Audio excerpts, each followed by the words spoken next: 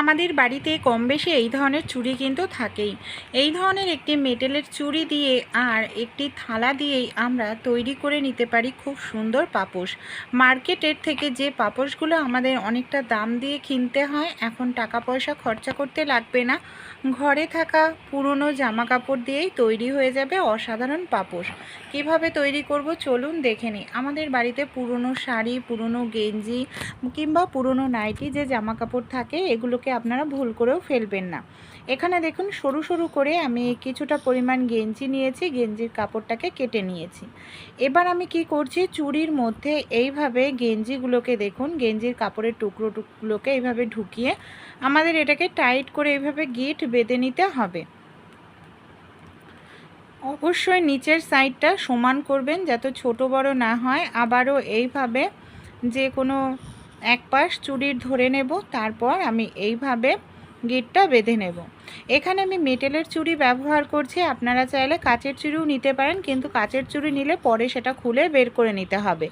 আর এই ধরনের মেটেলের চুড়ি নিলে তাহলে আর খোলার প্রয়োজন পড়ে না, এমনি পাপোশের সঙ্গে থাকলেও কোনো রকম অসুবিধা হবে না। এইভাবে দেখুন সবার প্রথমে আমি 3 দিক এমনকি 4 দিক দিয়ে এইভাবে কাপড়ের টুকরো গিট বেঁধে নিচ্ছি। এবার আমরা একটা থালা নিয়ে নেব। থালার ঠিক মাঝখানটায় এইভাবে কাপড়ের টুকরোগুলোকে ছড়িয়ে রাখতে হবে। তারপর আমাদের থালাটাকে উল্টো করে নিতে হবে। থালাটাকে উল্টো করে নিয়ে এইভাবে আমাদের কাপড়ের টুকরোগুলোকে অপোজিট সাইড থেকে একটার সঙ্গে আরও একটা এইভাবে আমরা গিট বেঁধে নেব। তাহলে চলুন এইভাবেই আমি এই দেখুন এইভাবে গিট বাঁধলে চুড়িটা টাইটভাবে আটকে থাকবে।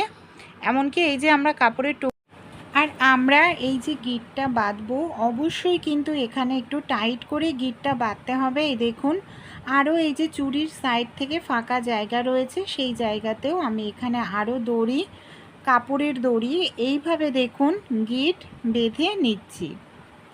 এইভাবে গিট আমাদের ভালো করে টাইট করে সবার প্রথমে বেঁধে নিতে হবে, তাহলে পাপোশটা তৈরি করতে আমাদের সুবিধা হবে।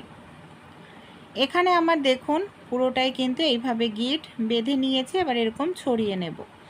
আমাদের বাড়িতে যে পুরনো শাড়ি, পুরনো নাইটি, প্রথমেই বললাম যে কোনো কিছুই থাকুক আপনারা নিয়ে নিন। সবার প্রথমে সেটাকে নিয়ে কি করবেন, এইভাবে কেটে নিতে হবে। এখানে আমি 2-3টে কালার ব্যবহার করব। আপনারা যদি এক কালারের তৈরি করতে চান তাহলে এক কালারের কাপড় নেবেন, আর যদি 2-3টে কালারের তৈরি করতে চান তাহলে 2-3টে কালার এরকম সরু সরু করে কেটে নিতে হবে। এবার টুকরোগুলোকে কি করব, সবার প্রথমে একটু সেলাই করে জড়িয়ে নেব। যদি ছোট টুকরো হয় আর বড় টুকরো হলে তাহলে কোনো ব্যাপার না, আপনারা চাইলে সেলাই করতে পারেন। আর যদি সেলাই করতে না চান তাহলে কিভাবে জোড়া লাগাবেন, দুটো কাপড়ের টুকরো একসঙ্গে রেখে মুড়িয়ে নেবেন, তারপর কিছুটা অংশ কেটে নেবেন।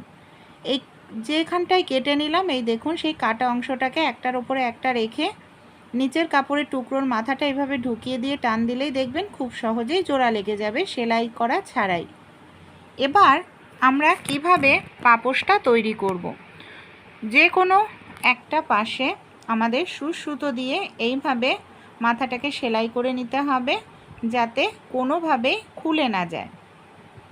এর জন্য আমি সবার প্রথমে খুব ভালো করে এইভাবে সেলাই করে নিলাম। এবার দেখুন একটা ঘর ভেতরে দেব, একটা ঘর বাইরে, এইভাবেই না আমাদের বুনতে হবে। আবারও একটা ঘর ভেতরে, একটা ঘর বাইরে, এইভাবে যদি আপনারা বোনেন তাহলে দেখবেন ধীরে ধীরে খুব সুন্দর একটি পাপোশ আমাদের তৈরি হয়ে যাবে। আর এটা তৈরি করতে 2 থেকে 3 মিনিট লাগে, সময় কিন্তু একেবারেই বেশি লাগে না। একসঙ্গে আপনারা কিন্তু অনেকটা বেশি কাপড়ের টুকরো নেবেন না, ছোট ছোট কাপড়ের টুকরো নিলে করতে সুবিধা হবে পাপোশটা, আর তাড়াতাড়িও করা হয়ে যাবে। এখানে দেখুন আমার কাপড়ের টুকরোটা ছোটও ছিল, আর এখানে আমার ব্লু কালারটা বেশ কিছুটা অংশ আমি এইভাবে বুনে নিলাম। আমি প্রথমেই বলেছিলাম যে আমি 2 থেকে 3 কালার এখানে আমি পাপোশটার তৈরি করতে ব্যবহার করব। যখন ব্লু কালারটা শেষ হয়ে যাবে, আমি এখানে সাদা কালার নিচ্ছি। সাদা কালারটাকে কাপড়টাকেও আমি এইভাবে একসঙ্গে দেখুন সেলাই করে জুড়িয়ে নিলাম। এবার সাদা কালারের কাপড়টাকেও আমরা এক ঘর ওপরে রাখবো, তার পরের ঘর নিচের দিয়ে দেব, আবার নিচের দিয়ে যে ঘরটা দেব পরের বার ওপর দিয়ে দেব। এইভাবেই বুনতে হবে, একদম সহজ। একবার যদি আপনারা বুনে নেন দেখবেন বাড়িতে পাপোশ এর জন্য আর বাজার থেকে অনেকটা টাকা পয়সা আপনাদের এখানে খরচা করতে হবে না। চলুন তাহলে এইভাবে সাদা কালারের অংশটা পুরোটাই বুনে নিয়েছি।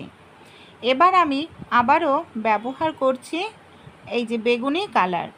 যখন আমাদের কাপড়টা শেষ হয়ে যাবে আমি এইভাবে সুচ সুতো দিয়ে সেলাই করে নিচ্ছি। আর এইভাবে আপনারা সুচ সুতো দিয়ে সেলাই করে নেবেন, তাহলে সুবিধা হবে। আবারও ব্লু কাপড়টা একটু গুটিয়ে নেব, তারপর আমাদের এইভাবে এক ঘর ওপরে এক ঘর নিচে এইভাবে বুনে নিতে হবে। এইভাবে বুনতে বুনতেই দেখবেন খুব সুন্দর একটি ডিজাইন এখানে আমাদের তৈরি হয়ে যাচ্ছে। আর এইভাবে যে কেউ কিন্তু পাপোশ আপনারা তৈরি করে নিতে পারবেন বাড়িতে। ব্লুটা যখন শেষ হয়ে যাবে আমি এখানে হলুদ কালারটা ব্যবহার করেছি। হলুদ কালারটাকেও দেখুন এইভাবে আমি পুরোটা তৈরি করে নিয়েছি। আপনারা যত বড় পাপোশ তৈরি করবেন সেই হিসাবে থালা নিয়ে নেবেন, তাহলে আরও বড় পাপোশ তৈরি হবে। যখন কাপড়টা শেষ হয়ে যাবে কাপড়ের শেষ মাথাতেও এইভাবে আমরা সেলাই করে দিচ্ছি, তাহলে কাপড়টা খুলে যাওয়ার কোনো রকম চান্স এখানে থাকবে না।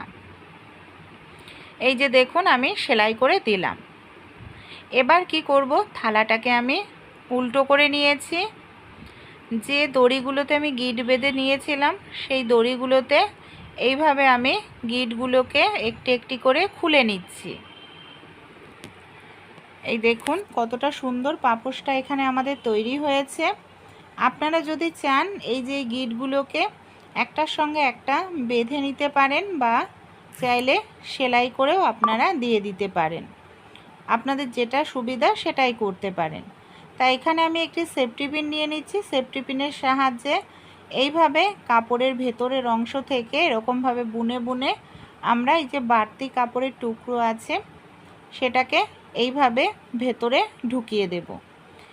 আপনারা চাইলে কিন্তু এইভাবে ভেতরে না ঢুকিয়ে সেলাই করেও দিতে পারেন, বা এক্সট্রা কেটে নিয়ে তারপর আপনারা সেই জায়গাটায় গিট বেঁধে দিতে পারেন, তাহলেও কিন্তু খুব সুন্দর পাপোশ আমাদের তৈরি হয়ে যায়। এরকম পাপোশ তৈরি করে আপনাদের ঘরের যেখানে প্রয়োজন সেখানে আপনারা ইউজ করতে পারেন। চলুন তাহলে এইভাবে সব কাপড়ের অংশগুলো আমি ভেতরে ঢুকিয়ে নেব, তাহলে পাপোশটা আমাদের মজবুত হবে আর সহজে খুলবে না। দেখুন তাহলে বন্ধুরা কত সুন্দর পাপোশ এখানে আমরা তৈরি করে নিলাম। খুব সুন্দর সফট নরম আর দেখতেও কতটা ভালো লাগছে।